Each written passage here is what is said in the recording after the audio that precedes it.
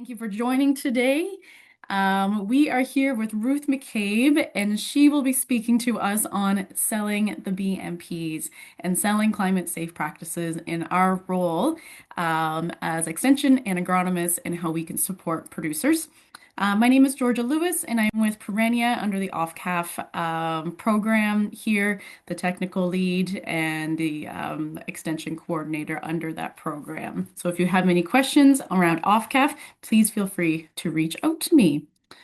So I will just do, oh, here we go. Brief introduction to OFCAF. The goal of the On-Farm Climate Action Fund is to support agriculture and farmers in the adoption of the three beneficial management practices, and that includes rotational grazing, nitrogen management, and cover cropping, with the goal of supporting soil health, protecting soil from erosion, sequestering carbon, and efficient use of nitrogen.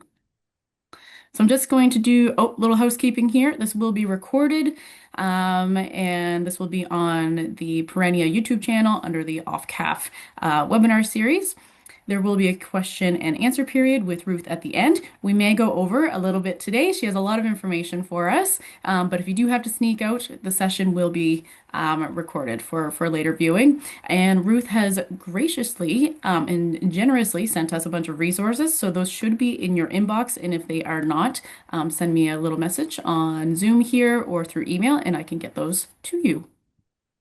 So, a little intro on Ruth. She's going to tell you about herself as well, but I have to give her a bio. She was here in September with us, so many of you have met her as well. We're very happy to have her back today and do some follow-up information on what we talked about in September. So, Ruth McCabe leads the conservation team at Heartland Co-op. She is a passionate advocate for sustainable farming practice in the Midwest and has devoted her career to working with farmers who want to adopt conservation in their management plans. Ruth is a certified professional agronomist in an Iowa CCA and has her master's in crop production and physiology from Iowa State University. Prior to her role, Ruth has worked as a technical agronomist, organic agronomist, and research agronomist around the Midwest for over a decade. Her favorite topic to talk about is pheasant hunting, so she has to come back to Canada to maybe do some of that, get that whole experience, and she specializes in cover crop, prairie establishment, and edge of field conservation. So with that, Ruth, I'm going to stop sharing my screen. All right, and can you guys hear me all right? I can hear you well. Great. I'm going to share my screen, and hopefully you guys can see that now. Oh, I have to click share. There we go. You're good. Oh, yikes. All right. We had a little bit of technical We difficulties this did. morning, you We guys. So did. Thank you for apologies for your that in advance. But we're tracking now. So we'll just kick this off. Thank you for the introduction, Georgia. I really appreciate it. I always forget that in that like pre-written bio, I have that my favorite thing to discuss is pheasant hunting. So like it is I don't know what side of the room my pheasant is on, and it's backwards. But anyway, as you can see, love pheasants. That was one of the first pheasants that I ever shot. My husband stuffed it for me. Good man. But anyway, I always forget that that's in there. So I think that's great. We can talk about that if that's all everybody wants to talk about after this. Yes. All right. Let's get on topic. So a lot of you saw me last September. Hopefully, maybe you did. And if you didn't, welcome. I am your lunchtime cup of coffee because I have been described as a human cup of coffee. I think the effect is not quite as good virtually as it is in person, and I wish that I was up there in person for a variety of reasons, not the least of which is I'm currently in the United States and things aren't so hot here. So I'd love to be up in Nova Scotia. Alas, that is not an option. So I'm talking to you guys virtually, and I hope that my energy and excitement and passion around this subject bleeds through your computer screens in a not horror movie kind of way.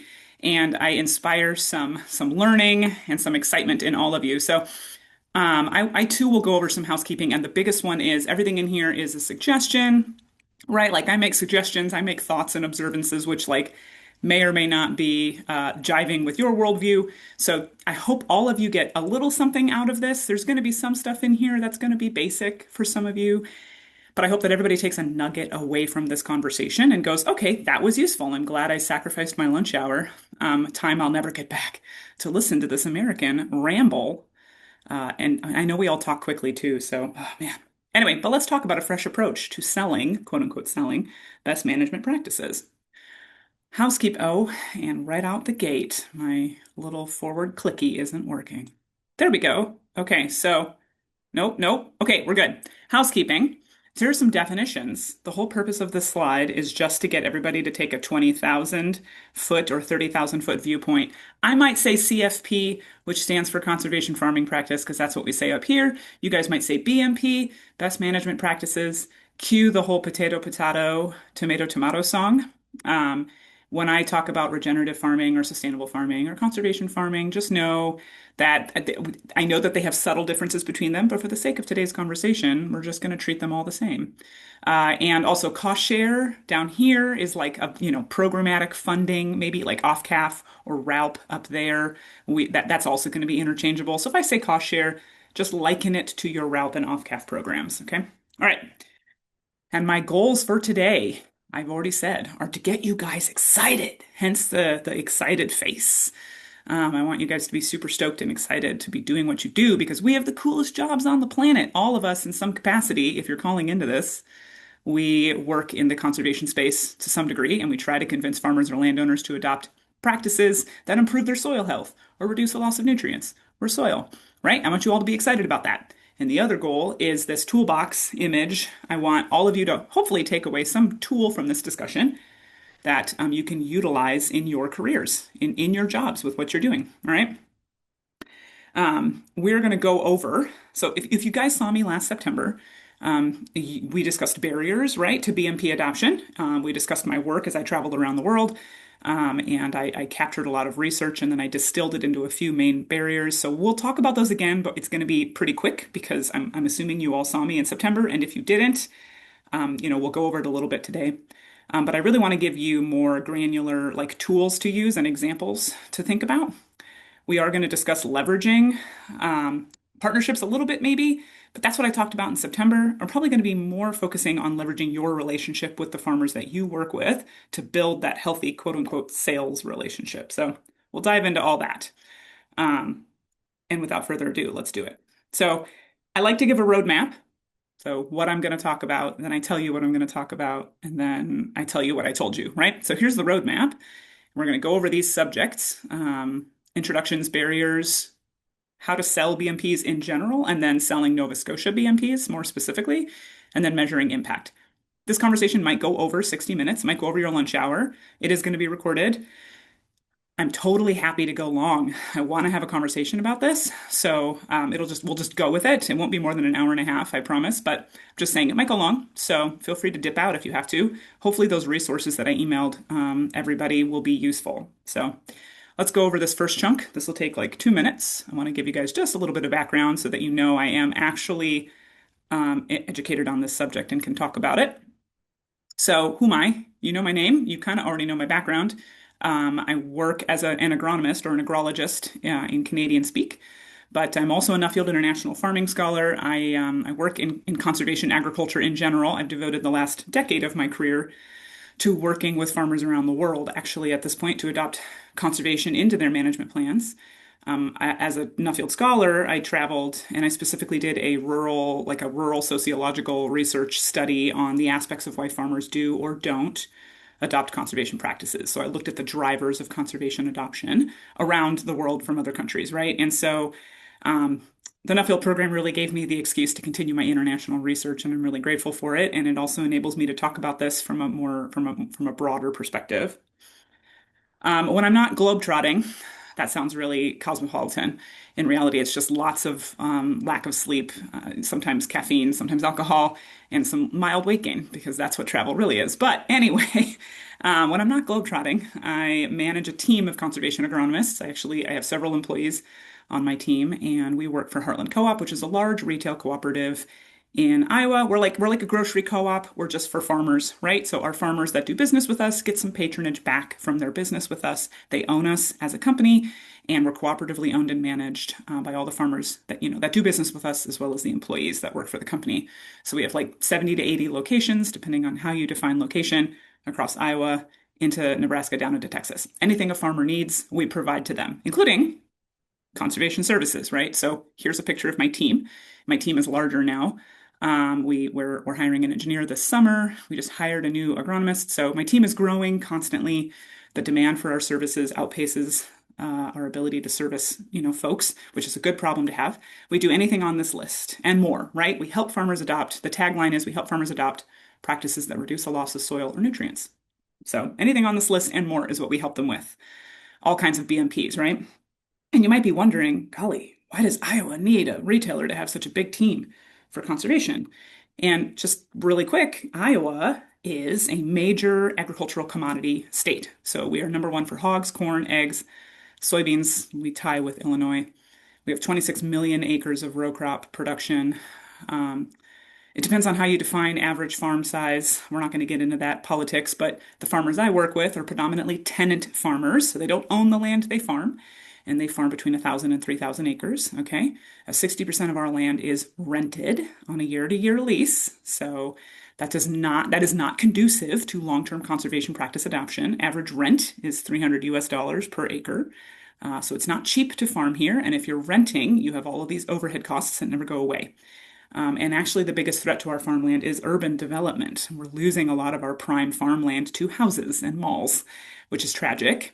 But a developer can pay, grandchildren millions of dollars, whereas farmers who want to buy farmland cannot, right? So that is one of our biggest threats. And so when you have this sort of commodity rental driven market for farming, how do you farm? You farm intensively because you're maximizing your short-term profits. And you're going to hear me say that like 50 times. We maximize our short-term profits. We use big machines. We heavily till our soil. We harvest as much biomass off the surface as we can. We use a lot of synthetic fertilizers. And we're rapidly moving away from owner operators, right? People who who both own and farm their own land to these large scale renting tenant farming businesses. So what does that lead to? It leads to loss. It leads to loss of soil, as you can see in these pictures. It leads to the loss of topsoil. Monocultures, intensive commodity monocultures lead to leaky systems that lose soil and nutrients because nutrients are lost with that soil, right? So Iowa, if you Google Iowa and you want to just get wrapped up in the drama of another place in the world, just Google Iowa and water quality and have fun reading about that dumpster fire for our state, right? So I paint a grim picture, but never before has there been a better environment to have conservation agronomists do the work that we're doing, which is why my company has such a large team of conservation agronomists, right? Okay, so that gives you an introduction to Ruth knows what she's talking about. She understands the struggle of trying to sell BMPs to people who are not financially incentivized to adopt them. Right, so now we're going to just talk very high level about barriers across the globe to adoption, right? Because this is going to inform the rest of our discussion this morning. So BMPs are needed everywhere. I will talk a little bit about my Nuffield Scholar research. We'll talk about the three main barriers that I see, two of which impact farmers and one of which impacts us, the people who are trying to sell the practices, whether you're extension personnel or government personnel or an agrologist who works for a private company like me. There's a barrier that we face, right? So we'll dive into those right now. So BMPs, first and foremost, unsurprisingly, are needed everywhere. These are just a sampling of photos from some of the countries that I've been to where I see soil degradation, right? Whether it's water or wind erosion in Australia, subsoil compaction or salinization in Canada, Western Canada, or compaction in the UK, or extreme topsoil loss like in Brazil or Borneo, or, just physical loss of land to the ocean, like what you see in Denmark, right? Because of destabilized farm fields that are right next to the sea. Okay, soil degradation is a problem, and there are ways to prevent these things or mitigate them, but it requires conservation practice adoption. So this is a worldwide problem. We are not alone. Canada, America, we're not alone, right? And so this was something, that I learned in my travels is, okay, this has to be addressed everywhere. It's almost like agriculture itself is not a natural system, and so it requires practices that mitigate its harm to the environment. So this was my Nuffield research. I studied conservation adoption in major grain producing nations at first. I have continued my research. Now I'm just looking at conservation adoption in general, no matter where I go. This is a partial list of the countries I visited, but I have visited more at this point. I see very similar themes everywhere I go. But I'm constantly trying to flesh out opportunities or options in other countries that maybe I could bring, back to America or share with places like Nova Scotia, things that I've learned where maybe you guys can take it and run with it, right? Like a tool that you guys could use. So this is self-aggrandizing. I fully admit it, but I'll just say I don't have time to get into my report. But if you want to read it, if you're struggling with sleep, if you have problems with insomnia, my study is going to help you. So here's a QR code. You can download the report. It's like 40 pages long. I'm sorry, but like 20 of those are references. So it's not that long. But anyway, you can read it and you can see, what I learned. I'm publishing another report in another year and a half or 2 years. So it'll be updated at that point. But let's dive into the three main barriers that I was mentioning to you. So barrier number one, unsurprisingly, you're all going to see this and you're going to be like, oh my God, lady, really? Short-term profits drive decisions. No one wants to hear that. No one wants to hear that. We want to hear, quote unquote, we do it because it's the right thing to do. And guess what? That's not true. Some people operate that way, and that's great, but the majority of people don't operate that way. If a conservation farming practice contributes positively to short-term profits, meaning if there is a clear reason to adopt a conservation practice, because in the short term, it is going to absolutely turn around a significant profit to your operation. Adoption was, in all the countries I visited, widespread within 10 years without the need for outside financial incentives, very little government involvement, and it was usually farmer-led. What examples do I have of that? Well, okay, let's talk about Western Canada, Australia, Brazil, and no-till. No-till, zero-till, min-till, whatever you want to call it, okay, was predominantly widespread in those regions. And it was over maybe from like the 90s to the 2000s or the 2000s to the 2010s, depends on where you were in the world, right? But those were predominantly farmer-led movements. Yes, the government might have gotten involved. There might have been some government-led farmer groups to spur the innovation, but predominantly those things took off, and they took off like wildfire. Why? Because in all of those places, you have soil conditions or weather conditions or climate conditions in general that lend it themselves really well to giving you an almost immediate short-term profit. In Canada, Western Australia, for example, Western Canada, Western Australia, by adopting no-till, previously you would have to summer fallow or chemical fallow in order to preserve enough moisture in the soil to get a yield the following year. So you only got a yield on a particular field maybe every other year. By no-tilling, you could now get a yield every year. You were preserving enough soil moisture, you could get a yield every year. That's a no-brainer. Everyone's going to make that decision. In Brazil, for example, that no-till and combining no-till and cover crops, I'll actually just go to the next slide. Here's an example.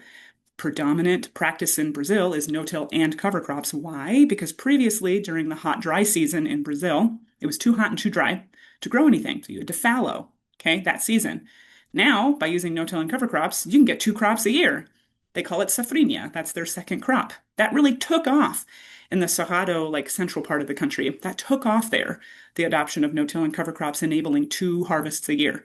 Changed their agricultural system. They're a powerhouse now. So that's an example of where a conservation practice was it was inherently obvious, so everybody adopted it pretty much because it immediately led to a no-brainer short-term profit. But what about when it doesn't, right?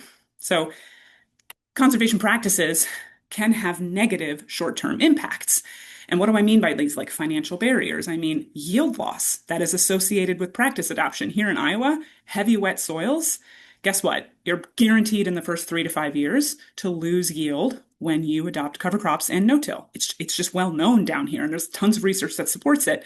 If you're a tenant farmer farming on a year-to-year lease, for example, and you're paying top dollar rent, are you going to sacrifice yield in the first 3 to 5 years for potential soil health benefits that you're probably never going to realize because you don't own that land and you're paying top dollar for it and your landlord's not going to share in that expense with you?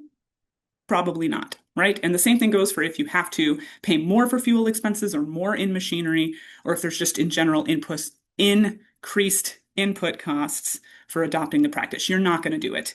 And that's what I mean by short-term financial barriers. If the practice in any way causes short-term financial pain, you're going to see a big resistance to adopting it. And I just want to say conservation professionals in general, and I know because I'm one of you, right? Like, we don't want to acknowledge this issue. We'll cite all kinds of studies that show long-term financial benefits from adopting these practices. Long term. Man, we have to be realistic about the unspoken short-term financial barriers. Most people are short-term thinkers. This is just the way we function as a species. Genetically, we're wired this way. So it's just important to be realistic about these unspoken financial barriers because it came up in every country I visited. And that brings me to barrier number two. And this is the title of my paper, right? My report that I wrote, which is a bird in the hand is worth two in the bush, right? In the absence of guaranteed short-term outcomes, farmers are going to stick with the status quo over adopting a new practice that might create expense or hassle, right? So that's the second one is the hassle factor. Maybe, we'll just go right to the slide. There's no clear financial payoff, and it is a pain in the butt to implement the practice. It's got a steep learning curve to adopt it or to learn how to adopt it. Or in the case of like a cost share program, if you are somebody who promotes a cost share program, is the program difficult to access? Is it bureaucratic? Does it have nebulous or opaque rules around how to apply for that funding? These are all hassle factors. And if a hassle factor is there, again, if it's not the financial shortfall, it is going to be this hassle factor that causes people to say, nah, I'm going to stick with what I've got going. I don't want to change. So scarcity mindset is real, all right? So those are two things, hassle factor and financial barriers, short-term profits that impact farmers and landowners and their decision to adopt. Now let's talk about what impacts us, our ability to place BMPs, if you will, to sell BMPs. I am a salesperson, obviously. My team doesn't sell products. We sell conservation practices.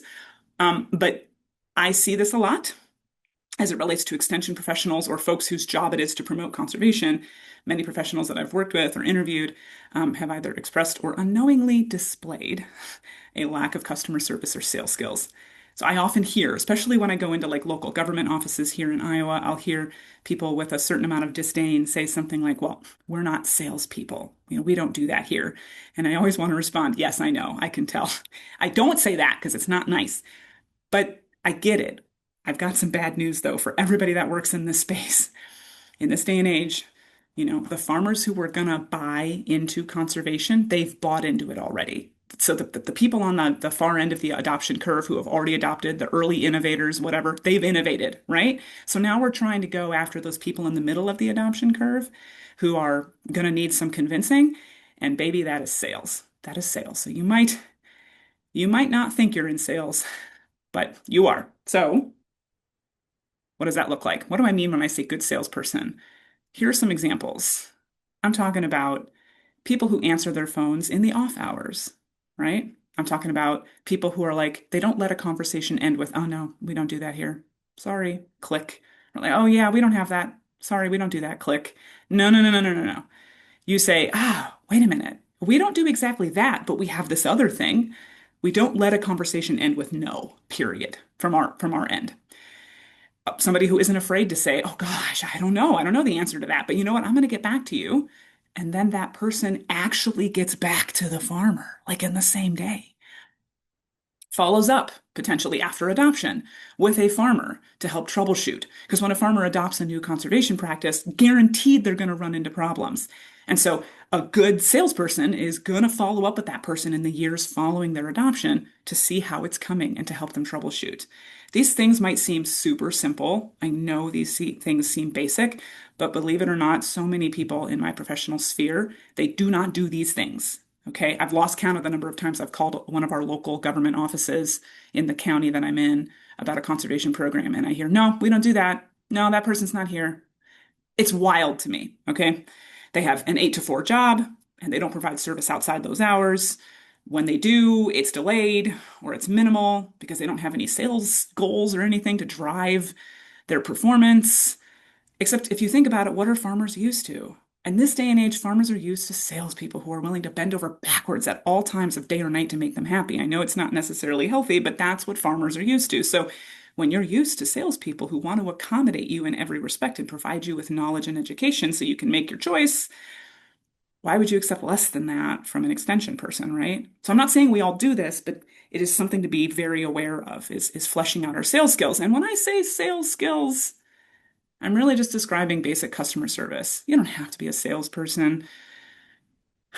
I'm just referring to having good customer service skills. You don't need to think of yourself as a salesperson, but by providing good customer service skills, you're automatically going to be great at selling conservation practices. Okay, so that just comes with the territory. So, all right, so we've talked about, intros, barriers. Now I want to get into how do you, in general, how do you approach selling BMPs? So here's where I get into the nuts and bolts of like building customer centric sales skills and then removing those barriers, examples of removing those financial or those hassle factor barriers. And then I throw this one in at the end because it's so important, building a community in general around conservation BMPs. So we're going to dive right in. First and foremost, I can't see your faces, so I don't know if you're spitting your lunch at your computer screen right now, but how many of you like salespeople? And what's the image you get in your head when you think of a salesperson? In general, we don't like salespeople. And the reason for that is because we have this image in our heads of a pushy person who's trying to convince us to buy something we don't actually want. They try to bull crap us. Oh, see, caught myself there. They try to bull crap us when we ask them for the truth. And they don't actually listen to what we need, right? Those pushy salespeople that we don't like, they actually haven't had good sales training. They're crappy salespeople, okay? But they're out there and they're a dime a dozen because it's just easy to fall back on those crappy tactics, right? I want to emphasize that those folks aren't good and you don't want to be like them for very good reason. They're gross. They turn people away. We don't want to be like them, but by shying away from actually going after and figuring out good sales skills, you're limiting your ability to be really good at your job, right? So you might be asking yourself, well, am I actually in sales? Hopefully, I convinced you all earlier. You are in sales. But if not, I'm going to convince you right now. So, what is the quote unquote product that you are trying to sell? Right? If you're in the business of convincing farmers to use conservation BMPs, you are in the business of sales, whether you like it or not. You're trying to convince a group of people to alter their current practices, to invest in a new set of practices, and sign up for your product, whatever that product is. That's sales. Okay. In this instance, OFCAF. If you're somebody who promotes the OFCAF program, you're selling the OFCAF program. And don't take this the wrong way. And I say this to people here in the States, and I even have this problem with some of our cost share programs that my team and my company promotes. But if our cost share programs were so fantastic, it would be a no-brainer. Everybody would be lining up to sign up for them. We would not have a hard time getting people to sign up. We'd be turning people away left and right, and adoption across our states or our countries or whatever would be widespread, right? So we are trying to sell it because automatically people are not lining up to consume it. Okay. So hopefully that convinced you. I just have another slide, another version of this. Let's say you're listening in on this call and you're an agrologist and you work for a private company. You don't work in extension. You don't promote OFCAF. Again, what is the concept or product you're trying to place? Are you trying to convince people to use cover crops or reduce tillage or diversify their rotation or do rotational grazing or focus on soil health in general? If you are, you're in sales. There you go. You're welcome. I just sang for you and I did jazz hands. So I charge extra for that. I'm just kidding. So, anyways, you're in sales. I hope I've convinced you. Moving on. So, why sales training then? I don't have all the time in the world to give you sales training right now, but I did give you some resources to read that hopefully will convince you that sales training is good for you. But it's necessary in general. Having good sales skills or customer service skills are necessary when you're promoting something that doesn't pay off automatically, right? And I will tell you, high pressure sales, the gross salesman picture I showed you, the guy that's trying to convince you to buy a used car and never mind that it only has three wheels, it'll drive fine. We don't want to be like that guy. And the high pressure sales is not the right approach to take when you're trying to promote conservation practices. So, what is the right approach? Georgia, in her email to everybody, called it gentle sales. It can be called low pressure sales. It can be called customer centric sales. This is a sales technique and really a personality that is low pressure for someone. It puts the customer at the center of your approach. It puts the farmer's needs, goals, and challenges at the center of the entire sales process. You focus on building trust, solving their problems, and guiding the farmers to their own conclusions rather than like trying to force them to make a choice for your product, your program, or your practice. You're giving them the information and you're saying, I trust you can figure it out. Let me know how I can help you more. Here's some more information. Let's try this. You're just trying to guide them to making their own decisions. So like I said, I don't have time to go through all of this with you guys, and you probably don't want that anyway. This will be something that you'll all want to pursue on your own and learn more about. But I have 2 slides for 5-minute sales training. So, what are the rules of low pressure sales? First of all, listen, talk later, and ask questions. Lots of questions. The goal here is to prioritize understanding the customer's world, their pain points, and their objectives. You're not trying to make a pitch to them, you're trying to understand where they're coming from because you're going to meet them where they're at. So that involves listening and asking lots of questions. Okay? Then solve problems. Don't just sell a program. So you might find somebody and after listening to them, you're like, oh man, my program is going to be perfect for you. And then you start learning a little bit more about what their issues are with their operation. And then you think to yourself, you know what? My program, OFCAF, my OFCAF, that might not be right for them. RALP might be better for them, or SCAP, or I don't know, you guys have different acronyms than I do. There might actually be this other thing that's going to be better for them. Promote that for them, solve that for them. The goal is to get them to adopt BMPs, right? You want to sell your program, but maybe they need to do something else. Solve problems. Don't just pitch a program. Act as an advisor or fiduciary, and that touches on what I just said. Pretend you are these people's investment professional. Your goal is to help them invest for a good retirement, right? What's their appetite for investment and what's their appetite for practice adoption? Where are they at? You're there to help them gather the information they need to make the choice. If they don't want to sign up for what you are technically promoting, that's okay, and you got to be okay with it. It's like radical transparency in sales, right? You're an advisor and a consultant. You guide them through this collaborative, sort of consultative journey. You acknowledge the pros and cons of what you offer, and you can help them decide to choose something else if that's what they want to do. All right. Empathize and build rapport.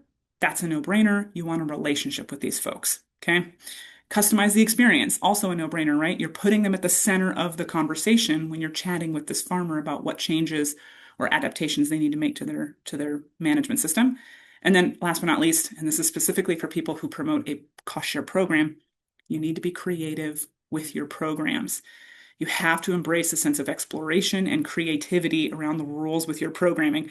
Again, I work with a lot of state and federal offices in Iowa and in the United States, and I can't tell you how many times it almost seems like folks want to say no because they can say no, because they have these rigid rules that they can interpret so rigidly that it just allows them to say no to everything. I'm not saying that the folks on this call are that way, but I encounter that so frequently. And there's a part of me that's like, if you want your program to be successful, you have to be able to flex it and view it generously. So again, 5-minute sales training, specifically as it relates to conservation BMP, you meet a farmer where they're at.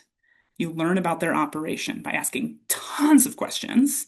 You introduce them to other farmers who are doing the practice that they want to try or to learn about. Bring them to other farms where the practice they want to experiment with is being used. Help them set up a trial so they can see what it looks like on their farm, right? You're playing the long game with these folks. You're building this relationship that after a year or 2 years, you might convince them, all right, I've seen enough, I'm ready to try it. And then, most importantly, you follow up after adoption to provide troubleshooting advice. So after somebody has gotten funding from you or they've tried a new practice, you're there to say, all right, how did it work? Do we need to make any tweaks? Do you need any suggestions? Did you run into any problems? How can I help you make this better? We got to follow up with them.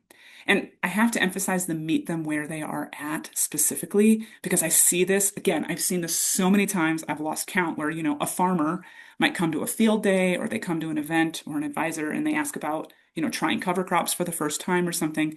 And that advisor goes off on just, oh yeah, you got to try 23-way multi-species mix and you got to drill it at V6 and you got to do this and you got to do that. At techniques that are way too advanced. They didn't stop to figure out where that farmer was at and then met them at that level.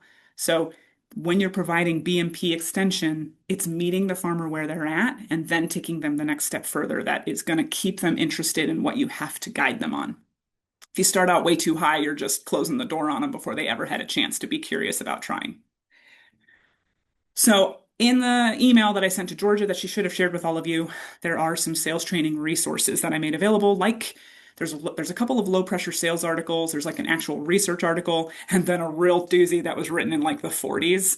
It's like 40 pages long. It's called like low pressure sales or something. I love reading it because I feel like that author could have written what he wrote in 2 pages and it took him 45 pages to write. And it's like, almost 100-year-old language at this point. I just think it's great to read. There's some really good gems in there, but it's also if you want to chuckle, read it and you'll get a chuckle out of it, right? There's a few other things I'd recommend. If there's leadership in this webinar, look into DISC motivator assessments and training. DISC is a super popular method that employers, my company uses it, for example. I use it on my team to help you understand what motivates you as a salesperson, right? So you'll gain a better understanding about your skill set if you know what motivates you, where you fall on that spectrum of aggression or systematics, or if you like routine or rules or whatever, right? You can figure out where you fall, and then that helps you become a better, salesperson. So I just would recommend that as like a team training. And then there's also the Extension Foundation, which this is United States based, but I feel like the extension work that they do is worldwide. You could use this anywhere. And I think you need to have an account, but I know that like my team has one account with extension.org and then the whole team uses it and we watch like a webinar a month for training. And I would encourage you guys to look into the Extension Foundation as well because they have great webinars that help people walk the process of promoting, conservation or agricultural topics. So then, okay, I talked at length about sales training. Let's talk very briefly about some examples of broadly speaking, removing the financial or the hassle factor barriers. And I'm just going to use some examples from my experience, not because I like talking about myself, but I feel like, sorry, but I feel like it's useful for you guys to see, like, okay, as an agronomist, here's what Ruth did to remove these barriers. How can I adapt to that? So here's a farmer that I've worked with for several years now. His name's Craig, and he wanted to transition his entire operation to no-till and cover crops, okay, about 6 years ago. So in Iowa, we have very heavy wet soils, wet, cold winters, and short, wet springs. So if you didn't pick up on the fact, it's wet here. Okay, so switching to things like no-till and cover crop is pretty much guaranteed to result in a yield loss for the first 3 to 5 years, a very steep learning curve, and expensive equipment upgrades or retrofitting, right? So we have cost share, like Canada, we have cost share programs to absorb some of those financial risks, but our programs don't absorb all of it. And there are a handful of government programs that do cover most of the costs of adoption for what Craig wanted to do, right? But there's a ton of strings attached and they're very bureaucratic programs to apply for. So, Craig came to me and said, I want to transition my whole operation. How do I apply for this funding, this federal funding to help me pay for most of it? And so I worked with him on that. So he owns in the family about 400 acres, but he rents another 2,600 acres. So his spread across all of his acres is extreme, right? And so his ROI on a lot of his acres is minimal as compared to the acres that he owns. The full transition time for him to go complete no-till and cover crop took about 5 years. And the transition on his rented acres took about 3 years. How I removed the financial barrier for him, right, is I helped him find both state sources of funding. He can't double dip, but I found some state sources for funding for the areas that he couldn't get funding. And then I helped him write that federal grant application for that big chunk of money that helped him pay for the full transition. And I helped him write that. And it took about a year to put that all together. It was not easy to put it all together, okay? It was super bureaucratic, but I helped him with that. I also helped him with his landowner discussions. I met with a lot of his renting landlords and helped convince them that it was okay to give him a long, quote unquote, long-term rental contract. Okay. Because if he's going to make this transition, he wants to know he's going to farm those acres for 4 or 5 years. Okay. So I helped him have those conversations. He was awarded the grant. It was like $400,000, which enabled him to make the transition. And he's very happy now. And his ROI is great, but only because he was able to access that federal money. So that's an example of helping somebody remove the financial barrier and I think also remove the hassle factor component to it as well, right? Because I did help him navigate the process of applying. Here's an example, a very extreme example of removing the hassle factor. I can't get into too many details on this because we don't have time, but we use a lot of tile drainage in Iowa. And if you guys know what tile drainage is, it's plastic. If you don't know, it's plastic pipes that we run underneath our soil and it absorbs water from the soil surface and then it shuttles it into our streams and ditches. That couldn't possibly have any negative implications on our water quality, right? It does. So we pull nitrates out of our soils when we allow drainage water to leave their soils and go into our tile drainage and go into our streams. So we have high nitrates in our water, and that's not good. So we have this invention, if you will, called a saturated buffer. And it's basically a septic system for a farm field. It diverts some of that tile water to flow underneath a filter strip or a buffer strip above ground, and the soil removes those nitrates. Straightforward practice, no brainer. In fact, so popular, I mean, so effective in its treatment that our government, our state government, will pay for these 100%. And yet, a landowner, it doesn't benefit anything in the field. Okay. This does not benefit a farmer's operation. It doesn't benefit the value of the landowner's land. And to apply to get funding for these things is a headache, a big headache. It's a huge bureaucratic process for something that has no benefit on the farm field and for something that, like a landowner, they're not an engineer, they're not a tile installer, so they don't know how to be a project manager for something like this, and they would have to serve as the project manager to boot. So 5 years ago, we invented a program, a cost share program that I was a part of it, like inventing this program that basically absorbs all of the work internally on my team or the project managers, and we take all that work away from the landowner. We apply for the funding on their behalf. We hold the funding with a nonprofit or a local agency, and then that funding is turned around in a large scale bid to bid out the installation of these practices at large, in a big batch, if you will. And then my team does some fundraising for a small landowner incentive payment. Okay. And then we also do fundraising for my team's time. So we take all the work away from the landowner and we give them a little bit of money to participate in the program. Plus, we pay for their structures 100%. We make a giant easy button for the landowner. So between 2016 and 2020, we got exactly 5 of these structures installed between 2016 and 2020. Once we created this program in 2021, my team alone has installed 180 of them, and there have been 3 or 4 other teams that have installed another 400 or 500 practices. So by removing the hassle factor for landowners, it became a giant easy button to adopt this. Okay, so that required program flexibility. It required federal and state partners to be like, okay, we're going to be flexible on how we hold this money. We're going to be flexible on how we allow the money to be allocated. It required program flexibility, but by being flexible, boom, we we shot the adoption of this practice through the roof. It's one of the most popular ways right now to treat tile water. All right, whew, so much. The last thing I want to advocate for is building a community. If you read any academic research that looks at the factors which can increase conservation adoption, you're going to find yourself learning about how building a community is the significant player, right? So I absolutely agree with that. My team has found that this is interesting. My team, we track all of our metrics, okay? All of our deliverables. We have to. We found that where our team has pockets of invested and devoted landowners and farmers, we have much higher rates of practice adoption in those areas compared to where we don't have a community and nobody knows who the heck we are. All right? That's probably a no-brainer, but I can track it with numbers. It's significant. So one of the first things that my team does when we reach a new area of the state is we set about figuring out who are the community players. We get in the room with them. We start hosting events with them. We start building fun things for the community to gather around, field days, winter supper meetings, and just getting our name out there as a partner in the space. And by building that community, we can generate greater adoption rates. So what does that look like?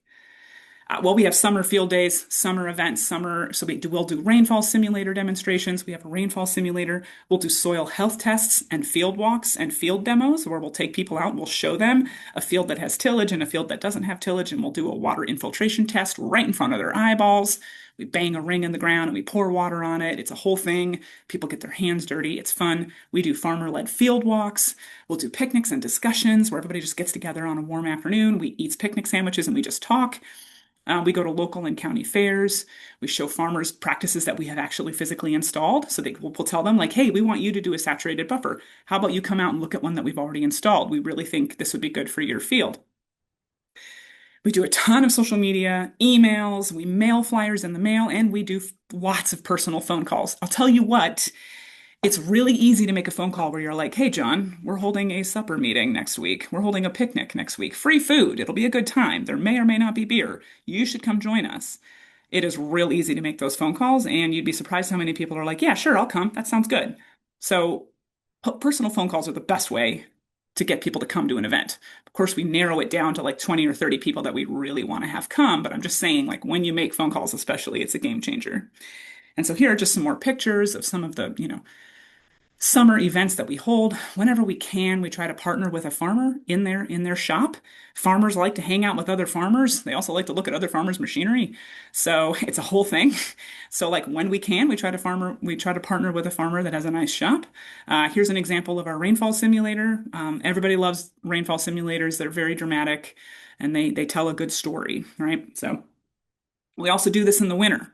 So we have winter supper meetings. It's too cold to do stuff outside. So we'll get together at like a community center or something. We hold a game show. We have a game show. Some of you who came last September would have seen a version of the game show that my team hosts. It's always a ton of fun. There's always prizes and laughter. We like to partner with a farmer who has a heated shop if possible. We'll provide supper. We'll recruit for our enrollment programs. It's just a chance to get to know that community.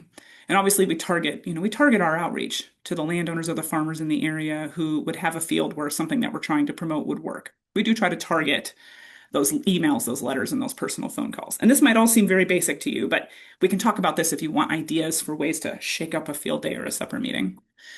But it's just all about building community. So here's some more pictures um, of just events that we've hosted. So I just want to emphasize that like this isn't something that can be done in a year or even 3 years. And I recognize that there's a lot of, especially like programming, like government programming, that is only designed for 2 or 3 years. And just, I deal with it too, everybody. I deal with it. It is a weakness in designing cost share programming because to build relationships alone in a community can take 2 or 3 years and then your program is ended and you have to go find a new job. So if there's anybody in this webinar that is a program planner or designer, hear me when I say that short-term programs are not, it's really, you're already creating a barrier for yourself in the fact that it's just hard to build community level trust. In as much as possible, it's really great to build these community groups. All right, so now we're going to get to talking about, so we've talked about introductions, barriers, how to sell BMPs broadly. Now let's talk about Nova Scotia BMPs specifically. So I want to talk about rotational grazing, nitrogen management, and cover crops. And how I'm going to do this is talk about examples that I worked on in Iowa, and then I'm going to talk about some Nova Scotia examples that have been shared with me, and I'll talk about what I see in those examples, those Nova Scotia examples, as it relates to removing barriers, right? Here's a fella named Rick. I've worked with him in Iowa for 6 years now. He came to me 6 years ago. He farms a few hundred acres. He grows corded beans and small grains, but his goal was to diversify through rotational grazing. So he came to me because he wanted my help making a plan to incorporate cover crops into his yearly rotation, and then he wanted help coming up with a grazing plan so that he could graze all of his acres. He needed temporary fencing because he rents all of his acres, and his landlords were not going to share in the cost of building permanent infrastructure. So he would lose that money, right, if he ever left renting that farm. So he needed temporary fencing, he needed temporary equipment. So next slide. I helped him remove these financial barriers by finding cost share programs that he could apply for that would help pay for temporary fencing or temporary infrastructure options. And then I helped him remove that hassle factor by helping him write his management plan and then the proposals which would have needed his management plan as a part of the proposal. And then I've supported him for the last 6 years by connecting him to fellow sustainable farming groups and farmers. I've brought him with me to conferences and field days. And in general, I check in with him to see how his progress is coming along. So this is all part of that sales skills, removing barriers, and ensuring that somebody has long-term success. So let's look at Nova Scotia. Now, I don't know this guy, and these pictures were provided to me by Georgia, but maybe the people in this group know this fella. His name is Quentin, and he utilized OFCAF funding to improve his rotational grazing system through buying new fencing equipment, is how I understand it. And you should have a farmer testimonial for this fella in that packet of stuff that I shared. So you should have his farmer testimonial. And so obviously, look, short-term financial barriers were addressed through his applying for OFCAF. So a significant amount of his financial barriers were removed by going after that funding. And I don't know if somebody assisted Quentin with the actual writing of his application. Maybe they did, maybe they didn't. But if Quentin was not versed in writing an application, I'm positive that there was somebody in the OFCAF office who could have helped remove that hassle factor barrier for him by giving him tips on writing his proposal and giving him feedback based on the OFCAF programming priorities, right? Like I'm positive that those people exist. So I think actually Georgia was telling me, shout out to Helen and Sarah in the OFCAF group. Shout out to Georgia through me. Shout out to them from Georgia through me. But I know you guys have devoted your energy to helping farmers navigate that application process, and that is removing the hassle factor for a farmer, right? Um, Anyway, touching base with him over time through this farmer testimonial was brilliant because it helps follow up on any issues he might have had. So George is following up with him and checking in and going, "Oh, you have that issue? Hey, I can help you with that." So I loved those testimonial sheets. I found them to be really, really useful. So that's an example for rotational grazing. Uh, let's talk about better input management. So this is a family that I work with in Iowa called the Fawcett's. You're looking at three generations, but their family goes back about 6 or 7 generations for farming. And this is three generations in this photo. They farm a few thousand acres, okay, and they wanted to improve their ROI, their field level ROI, by switching to precision P and K and in-season nitrogen application. So they knew that this was going to require soil mapping and a starter fertilization system. They didn't have the funding to afford the machinery they would need to do all of this, so they came to me to help them write their applications. I helped them write an application to get funding to retrofit their planter and put starter fertilizer on it. And then I also helped them apply for soil mapping so that they could create grids or zones. And then I helped them create a prescription like nutrient plan via interpreting this soil mapping and then a plan for retesting in 5 years. So all of this again removes the financial barrier by helping them apply for funding to afford the retrofitting of their machinery, to afford the soil mapping, and then removing the hassle factor by being an agronomic advisor to them. I'm still friends with all of them and I follow up with them on a yearly basis. It's all about following up, making sure that they're being successful. So again, Georgia shared these pictures with me. So this is a Nova Scotia example of better input management, but you've got a specified manure spreader there that helps. There's a dairy family, the Luton family, applied for funding to be able to afford this machine.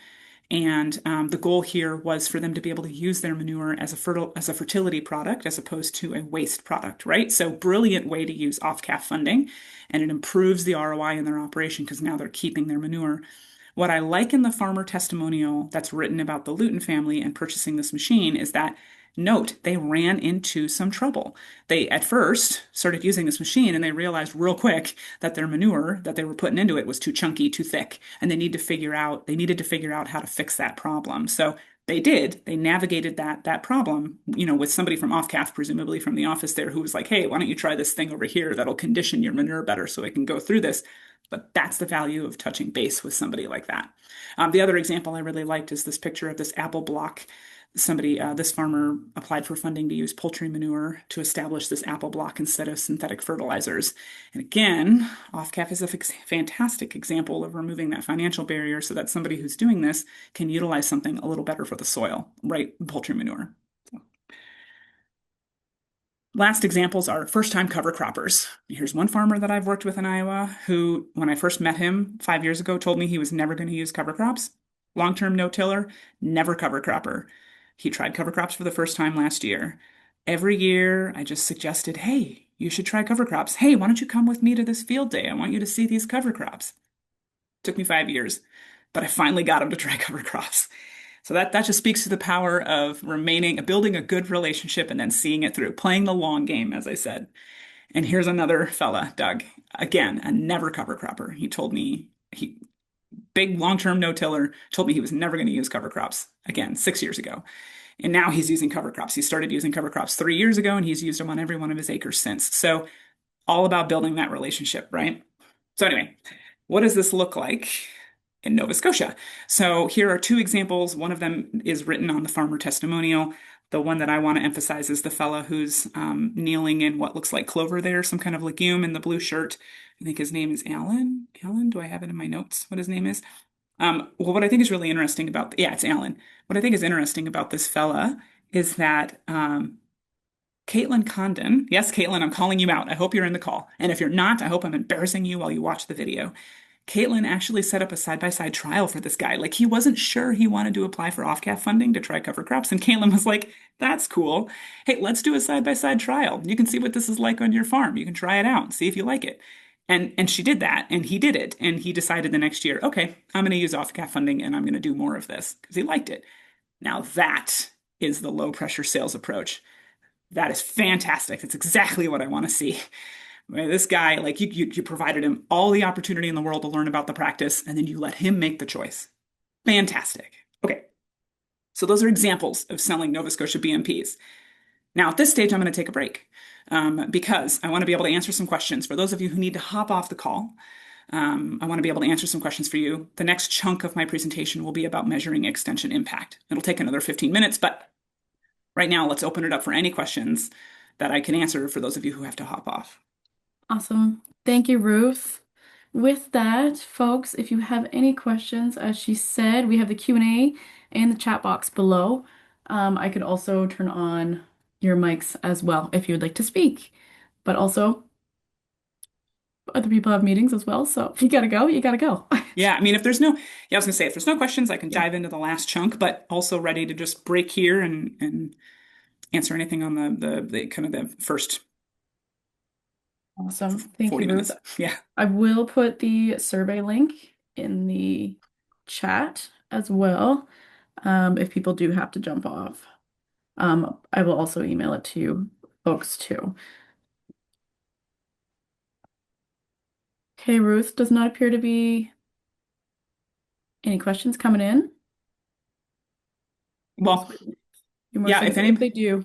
yeah, I was gonna say, guys, this next chunk is only gonna take about 10 minutes, so then I'll Awesome. open it up more broadly for conversation and we can go as long as folks want. So, Okay. Thank you, Ruth. It's been yeah, awesome so far. yeah, great. Okay, I'll just jump into the last chunk here, which is all right. We talked about intros, barriers to adoption, how to sell BMPs, selling Nova Scotia BMPs specifically. I hope I gave you at least slightly valuable information there. And the last chunk is measuring impact. And this one is heavy, but it's so important. It's so important, right? So, oh, it's because I hold, please. Hold, please. I would play crappy elevator music for you, but I don't have it. All right, there we go. So, measuring impact. It's either you're either measuring impact through practice change or tracking physical impact itself, right? So, practice changed or knowledge gained, those are surveys, or tracking physical impact, so tracking the actual activities or projects. So, in the resources that I asked Georgia, oh, for heaven's sake. There we go. And the resources that I asked Georgia to share with you, there was a survey from Practical Farmers of Iowa, and then there was also a field day toolkit that from Learning Farms, Iowa Learning Farms. Both of those organizations do a fantastic job of measuring their impact, qualitative and quantitative. So if you gain nothing else out of this webinar, go to those people's websites, go to those organizations' websites, dig into that toolkit that I shared with all of you. It was all shared with me with full permission for you guys to use it. Also, I will follow this up with both Iowa Learning Farms and Practical Farmers of Iowa folks said we would be so happy to meet with Canadian Perennia folks or people from Nova Scotia in a virtual meeting if they want to learn more about how we track our impact. So if you guys want me to connect you to either of those organizations after reviewing the materials that I shared with you in that folder of stuff that Georgia sent to you, I will happily connect you with Learning Farms and or Practical Farmers of Iowa because they do great measurement of impact. Whew. Okay, so here's a bunch of pictures of practices, of field days, etc. So you've hosted a bunch of successful field days. You spent all summer digging in the soil and having fun and riding in tractors and getting conservation practices on the ground and eating a bunch of lukewarm food with people and hoping you don't get food poisoning. You've spent a whole summer doing this, and that's great. How do you measure what you did? How do you prove to the powers that be who gave you lots of money that your work is successful? Question mark, right? You do it a few different ways. You can have post-event surveys. These are meant to measure knowledge, right? Knowledge gained by the attendees. They're meant to look at attendee satisfaction. They help you improve future field days. For example, one of the criticisms of this webinar is going to be that lady talked for too long. I had to go over on my lunch break or whatever, right? Stuff like that. Maybe don't say that. That would crush us. Okay. But anyway, there's also post-practice follow-up, right? Like this allows you to course correct with your programming by touching base with a handful of people who you know attended and getting some really honest feedback from them about troubleshooting difficulties with the material presented at the field day or the demonstration or the accessibility of the field day where it was located. It also, when you post practice follow up with people who adopt the practices. So, like, you get somebody who came to a field day and they're like, I'm going to do this now because of your field day. That's great. Following up with them ensures long-term adoption success. Again, coming back to troubleshooting difficulties when it comes to adoption. When you follow up with people, you ensure long-term success because they know that you're plugged into their progress. There's somebody watching them, right? In a good way, not a creepy way. There's somebody watching to make sure that they're successful with what they've adopted. The chances of them sticking with the practice adoption is much greater. And then actual tracking of quantitative metrics, right? So you can track signups for your program, track acres converted or acres adopted, or like other quantitative metrics. I have a slide that goes over a whole slew of quantitative metrics you can track, which demonstrate physical impact on the ground, on the environment, actual physical impact, and may also attract financial sponsors, right? So we'll talk about some of this. So in that packet of stuff that Georgia shared with you, I have a bunch of examples of surveys. Post-event surveys, learning gained, knowledge gained surveys. I don't expect you to read this on this slide, and a better version of this is in the folder anyway that you should have. So the idea behind surveys is you want to give them out as close to the event as possible. You guys probably know this, but what I do, I hand them out as tickets for a very nice raffle item. And so like I will very aggressively have my team go around and give people these surveys, these very short surveys, because we're giving away a $200 gift card to a local restaurant or something, okay? Or we're giving away a really nice knife, or we're giving away, well, here in Iowa, we give away shotguns. Enough said on that subject, but I'm just saying there's some kind of nice thing that we give away, and the survey, they have to fill it out before they can enter into the raffle, and it's drawn right there so they see the impact. The other thing that you can do is you can send physical surveys in the mail. These can be a little bit longer. Your response rate's going to be a lot lower, okay? Because if they leave the event, you're just at 20, you'll be happy with 20 to 30% response rate, okay? However, if you have your mailed survey be connected to a raffle, again, you're bribing them, okay? Your response rates might be a little bit higher, more like 40 or 50% when you do mail-in surveys, if there's some sort of drawing. My one pro tip on that, though, is if you do that, as long as the person who wins is okay with being, it being broadcasted, it's great to follow up with everybody who sent the surveys back and go, look, George Michael from the 80s won this car. You too can win something in the future when you attend our field days. So just so you know, we actually did give this thing away, and here's the person who won it, right? So just pro tip there. In these surveys, I recommend keeping them very concise, as short as possible, and you should ask specific questions about what knowledge was gained, like on a scale of 1 to 10, how much knowledge did you gain, stuff like that. Actual physical skills, if they want to write it down, like I now know how to plant rye, or whatever, right? Relevance rating, if you did a field day on cover crops, but you ended up talking about climate change, they might rate you very low on the relevance scale. And then like adoption interest. That's one of my favorite questions is how interested are you now on a scale of 1 to 10 in adopting this practice? And people might be like, yeah, I'm a 10 now. I definitely want to try this. That's fantastic qualitative impact, right? And then again, I just come back to offer incentives, always bribe. Bribery works. Remember short-term profits, short-term profits. Okay. So, like I said, there's two organizations that I gave you guys tools from Iowa Learning Farms. There's the Field Day Toolkit that I have in that folder. And if you go to their website, y'all, they have hundreds of online extension-led webinars. Some are better than others. Super valuable webinars. I would say just go watch a couple to see how they lead a webinar. It'll be like this, only maybe they'll keep on time. I take all the blame for this. And then there's also Practical Farmers of Iowa. And on their website, they also have maybe at this point it's 1,000, I don't even know, farmer-led field days and webinars, many of which have been recorded. So it's super cool that Practical Farmers of Iowa has made their whole identity around doing this extension. Okay, they hold, I want to say, 100 to 150 events every year. Iowa Learning Farms probably holds maybe 30 or 40 events a year. Practical Farmers does about 100 to 150 field days a year, and then, winter webinars. So go check out their websites. And like I said, I'm happy to connect you guys with these folks if you want to learn more about what they do. So that is evaluation of knowledge gained, practice adoption, more of those qualitative metrics. My team, so I don't track a lot of qualitative metrics because it's actually really hard to track that stuff. I partner with Practical Farmers of Iowa, or I partner with Iowa Learning Farms to track those qualitative metrics because they're better at it than I am. But we have an entire app and an online like interactive spreadsheet like Airtable, if you've ever worked with Airtable, where we track all of our quantitative metrics because my team has to. We sell what we do by delivering in the ground conservation practices, and our partners who pay us to do that work pay us only for delivered practices, right? That's what we sell. And so I have to track all the quantitative stuff that my team does. So what does that look like? Oh, everything you see on here, right? So number of acres of cover crops, number of tile outlets treated with some sort of drainage water management system, number of acres that drain to a wetland or a sediment basin, number of pounds per acre of reduced nitrogen if we helped somebody with a precision or in-season nitrogen program, the number of additional grazing days that somebody gets by improving their pasture, an increase in the rate of gain when it comes to livestock. You bet we track that. Increase in species diversity if people are planting prairie or riparian or like pollinator areas.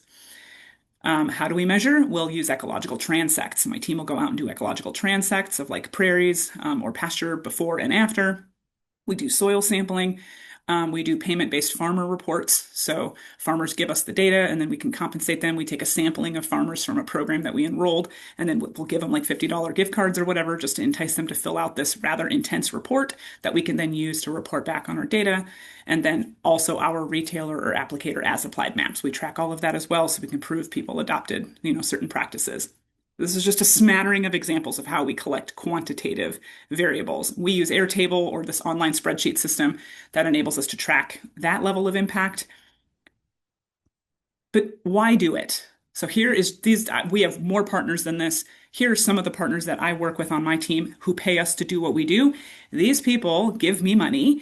And so I have to be able to give them quantitative metrics in the end to prove that their money went to something valuable. So if you guys in this webinar are using public taxpayer funding, for example, the agencies that allocate that taxpayer funding to you are going to want to know, we gave you all this money. What did you do with it? And so that's where tracking either qualitative or quantitative variables is so incredibly important. So hopefully the tools I gave you in the pre-webinar email or that Georgia sent to you will be valuable to you. So anyway, remember how I said I'm going to tell you stuff? I'm going to tell you what I'm going to tell you. I'm going to tell you, and then I'm going to tell you what I told you. Here is where I tell you what I told you. We talked about barriers to BMP adoption. We talked about how to sell BMPs broadly as well as at the Nova Scotia level, right? All of it is through this idea of removing financial or hassle factor barriers, building better sales skills. And then in the end here, we just chatted briefly about measuring that impact and why it's so important to measure impact. And we talked about two agencies that I'd be happy to connect you folks with as like a next step for learning more specifically about measuring impact. I don't know how interesting that is. I think it's really interesting. And so now I'm going to stop, and I'm going to say it's time to have a conversation if anybody wants to have a conversation. And if you guys just want to go back to work and like come down from the insane speed with which I was throwing knowledge at you, we can do that too. That So, was fantastic. Thank you so much, Ruth. We yeah, really appreciate you joining us today and sharing all of that insight. We do have absolutely. one question from Crystal. How do you track number of acres? Is it only for direct farms that your team works on directly? Do you try to quantify the number of acres affected by the community members who attend your events? There's a few questions in here. You can probably see it. How much do you extrapolate from a small pool of farmer reports? Do you use provincial state farm stats? Oh, man. Okay. I always love people like, I have a question, and then there's like six questions baked into the one. I think it's That's great. No, good. Crystal, I love it. I think it's fantastic. Your questions are great. So, how do we track number of acres? Okay, so it depends. Don't you love that answer? You know I'm an agronomist when I say, well, it depends. The classic agronomist response.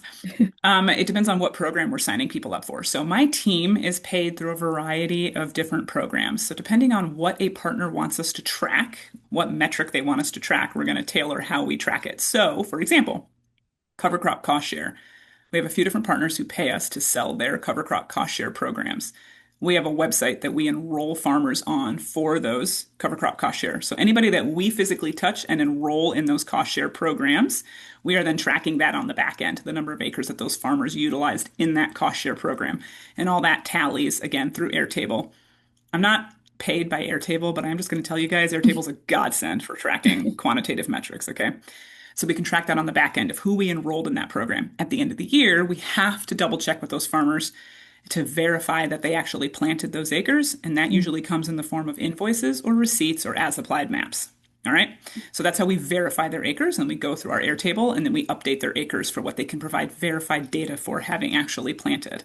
Those people we are physically like, we are touching those farmers. We're touching those fields. We're touching that, right? If I'm installing a wetland and I have a partner who pays me to get wetlands put in the ground, then I'm getting all the data I need from my engineer. Because I know if that wetland got installed and I have all the information about drainage acres, water quality impact estimates, I'm getting all that from my engineer.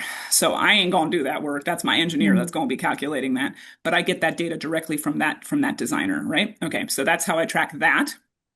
Um, in terms of the qualitative things I was telling you about, I work with Iowa Learning Farms or Iowa or Practical Farmers of Iowa to design surveys that we send out to the farmers who attended the field day, and or we give them at the field day as a raffle drawing prize. And that's how I track those things, is we physically stack those things up, and we have to check them off in a spreadsheet, Airtable. And we check off their answers in a spreadsheet, and that's how we track those qualitative metrics. Sometimes Iowa Learning Farms and Practical Farmers of Iowa does that for us, and we pay them to do it for us. Bless them. So we don't always track those qualitative things on my team because we're busy tracking other stuff. Now, you asked, do you try to quantify the number of acres affected by other community members who attend your events? If we can, we try to capture practice changed. And if farmers, change a practice because of an event that we hold, we want to try to capture that, usually through those surveys and or through follow-up surveys at the end of the year. And there's a couple examples of follow-up surveys that are in that field day toolkit from Iowa Learning Farms, where at the end of the year, you send something out to anybody who attended any of your field days and you see, by attending any of our field days, did you change anything in your operation this year? How many acres? Whatever. You're 20% of the people are going to respond to that survey at the end of the year. Okay. You're always going to have low response rates, but we try to capture that data. Is it a perfect way of capturing? Nope.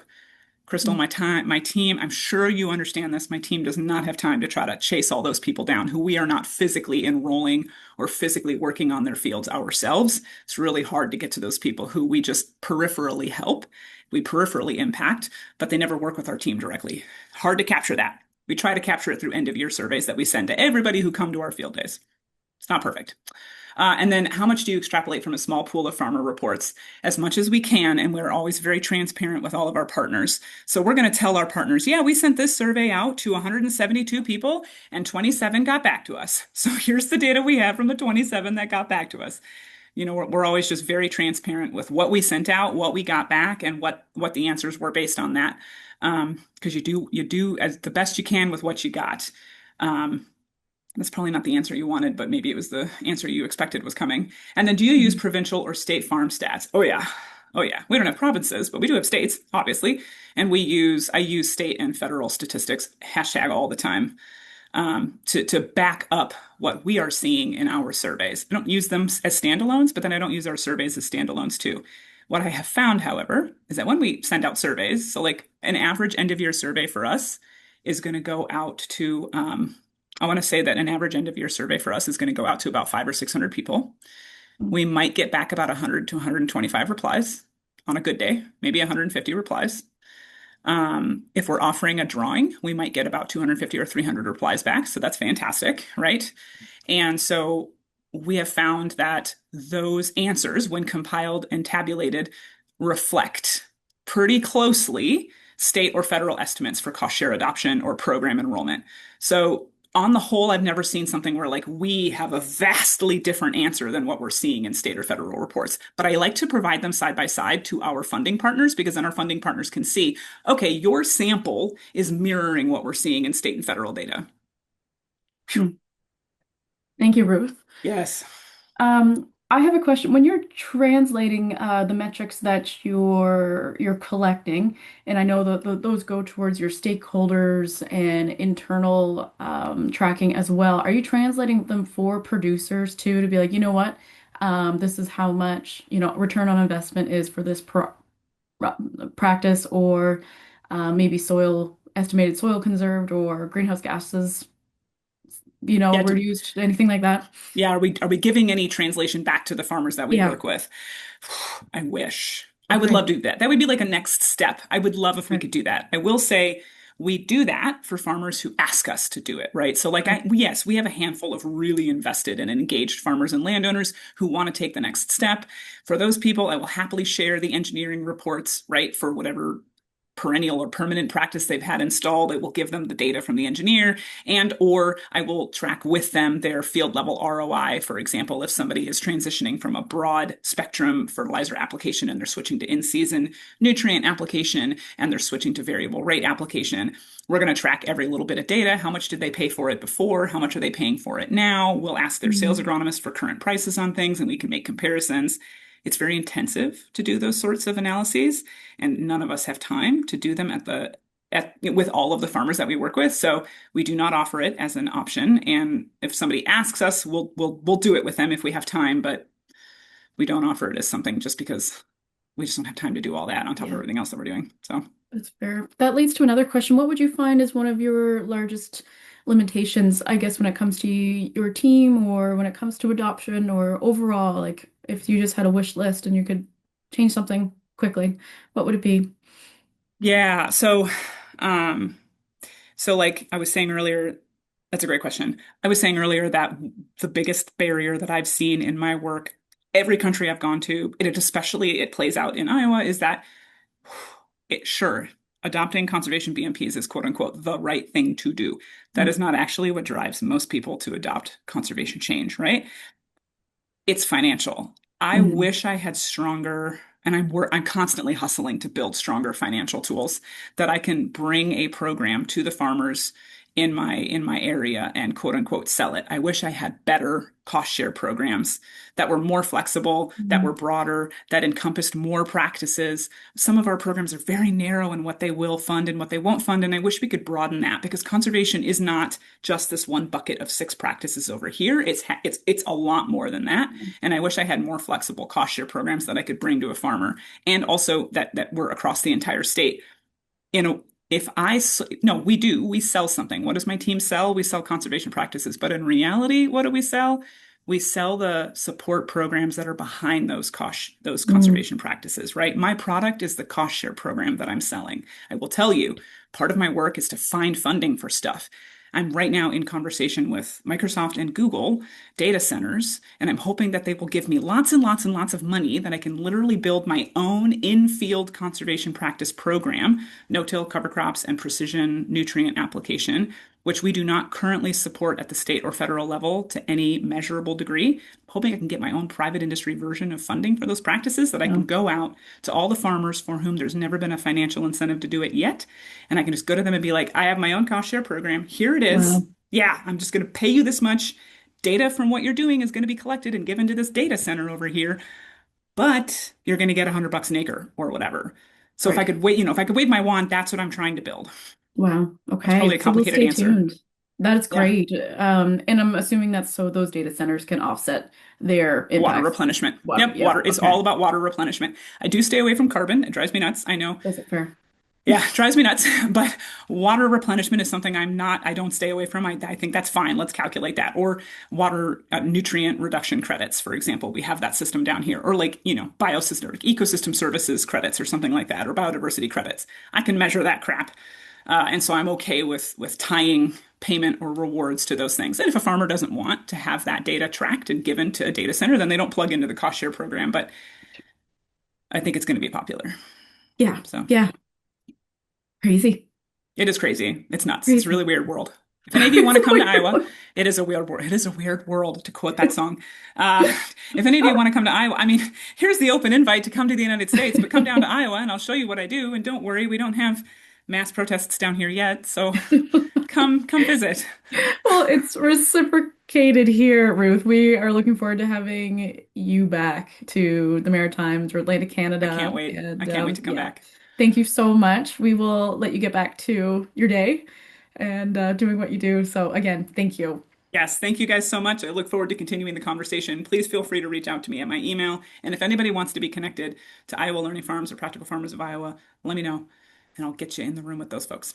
So, Fantastic. all And right. a reminder to everyone, there is a survey in the chat, but I will also send that over an email and I will include Ruth's slides, Yep. right? Yeah. Yeah, and I think I shared a PDF with you, but if not, Yeah. I'll email it to you. No, So I think I have those. So yeah, cool. All everyone right. enjoy the rest of your day. Thanks. See you later. Bye. Yeah.